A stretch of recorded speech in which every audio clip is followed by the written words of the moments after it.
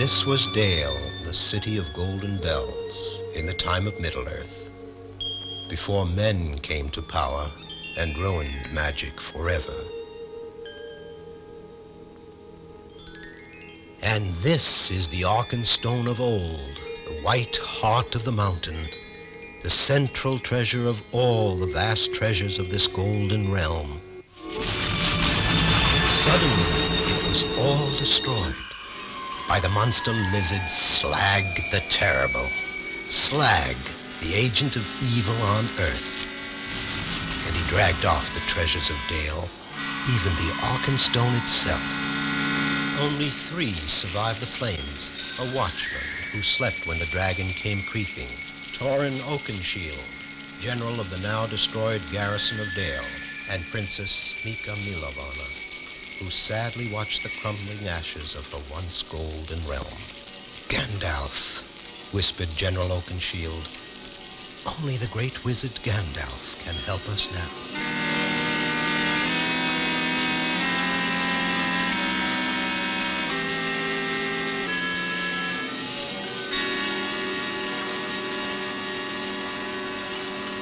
3 ragged and weary survivors of Dale, the burned city of golden bells, came to the lonely tower of Gandalf the Grey. So it has come to pass, said the great wizard, that Dale has been destroyed by Slag, and that he nests on the treasure in the carved halls under Lonely Mountain, just as it is written in the great book. Then it is clear that the time has come, the time of the Hobbit. Far away from all the troubles of dragons and treasure lived a certain hobbit. Like all hobbits, he lived in a hole in the ground. It was a very comfortable hole, full of everything needed for a cozy, secure life. A far different sort of life than that of his great-great-great-great-grand hobbit. This settled and satisfied hobbit was named Bilbo Baggins, and he didn't know that his time had come. All at once they were there, eating his food, shouting for more, filling the air with terrifying words about dragons, fire, stolen gold, and death. I don't know who you are. I don't know what you are all talking about, cried Bilbo Baggins. We are talking about you, said the wizard Gandalf. You are the chosen dragon killer. You shall lead this group over the impassable barricade mountains, through the impenetrable Mirkwood forest, across the poisonous desolation of Slag, to Lonely Mountain itself, wherein the horrid creature lies. You must creep into the deepest great chamber of the old jewel mines of Dale and kill the fire-spitting dragon Slag.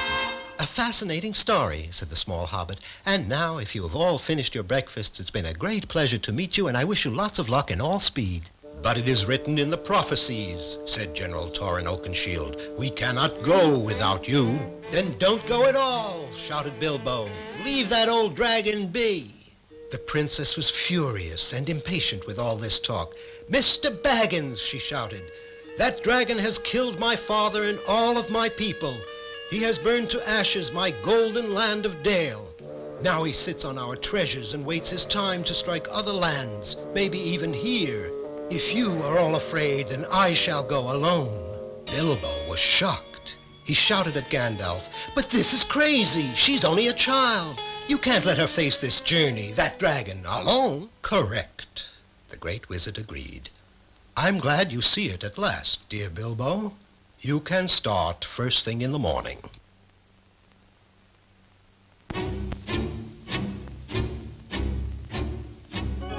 And so they set out to follow the ancient map, leaving the comforts of Hobbiton behind and carrying barely enough food for the usual hobbit between-meal snack. The conscripted dragon slayer and the 3 survivors of Dale struggled across the great barricades. Gandalf the Grey watched from his own distance. He knew well what terror waited along this craggy path. A crushed cabin burns a stolen lamb to feed groans, hungry brutes with skin as thick as bark. But people meat is their favorite food. The legends say that groans must be in their caves before sunrise, or they'll surely turn into dry trees rooted to the ground forever. But there was a long night ahead, and this puny lamb would serve only as an appetizer as the unsuspecting travelers approached. The smell of roasting lamb was too much for the starving hobbit, but the others, being bigger and even hungrier, knocked him spinning into a hollow log. In no time at all, the three were tied to the roasting spit. But the second groan was angry that the first had burned the lamb and demanded that the new victim should be boiled instead of roasted. The first groan furiously knocked the spit from the flames and shouted that the second should be happy to have people flesh at all. Now the hobbit saw that he might save the others if he could just keep the brutish groans fighting among themselves. He was a good mimic, and he hoped the hollow log would amplify his small voice. The second groan's lips didn't move, but his voice seemed to shout, "No stupid ape like you can tell me how to eat my food." "Who are you calling stupid, you ugly knothead?" roared the first. Soon the dull-witted groans forgot all about their dinner and were busily trying to kill one another. They fought and cursed each other through the night till the first rays of the sun caught them by surprise. Bilbo had tricked them, and now they would be rooted to this spot forever.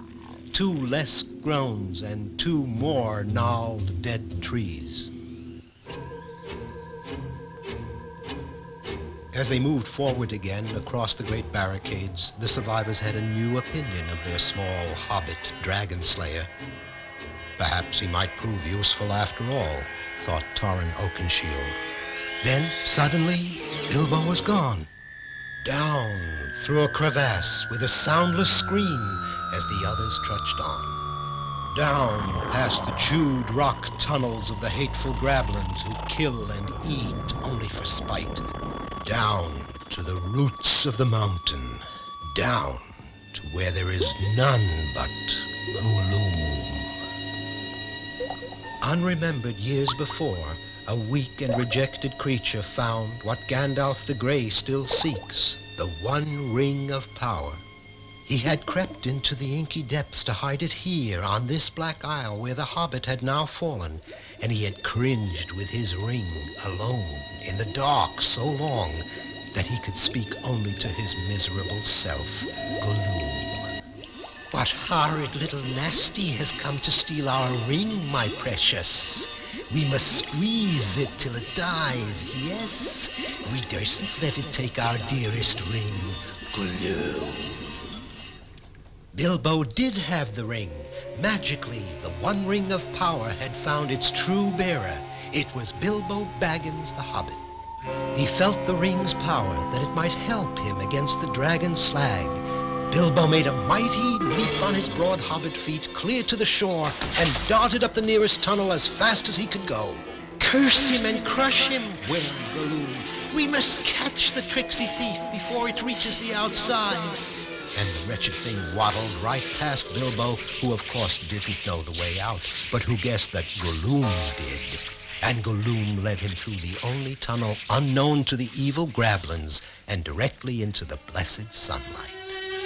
So Bilbo was able to rejoin his companions who had crossed the tops of the mountains, and they faced together the next obstacle on their long journey, Mirkwood Forest. Entering Mirkwood was like plunging into a sea of trees and being unable to come up for air. An eternal, endless forest whose mists were as poisonous as its vegetation. The 4 travelers were starved and exhausted, but they pushed on, compulsively determined to bring themselves to the most hideous danger of all, Lonely Mountain, wherein lay the killer dragon Slag. There he lay, the vast red gold dragon, fast asleep, in this immense hall that once was the jewel mine of Dale. Ironically, Slag had dragged these same jewels from the treasury of the Golden City he destroyed back to the very place of their origin. As Bilbo looked out at this stupendous scene of both beauty and ugliness, his feelings, too, were a swirling mixture of exhilaration and horror. Then, out of this staggering panorama of gems, he suddenly saw only one. It was the Arkenstone of Dale. Now the tiny hobbit knew exactly how this lizard must die. It was the bravest thing he had ever done, certainly braver than anything the comfort-loving squire of Hobbiton ever would have imagined he could do. Perhaps it was only the power of the ring he wore. Perhaps it was his growing love for the Princess Mika. Or maybe it was only that he knew that someone had to do it. But he did it. He climbed the diamond vest of the slumbering dragon and he stole the Arkenstone. Together with the others, he fashioned a powerful crossbow from old mining tools. And the Arkenstone, the white heart of Dale, was the arrowhead destined for the black heart of Slag.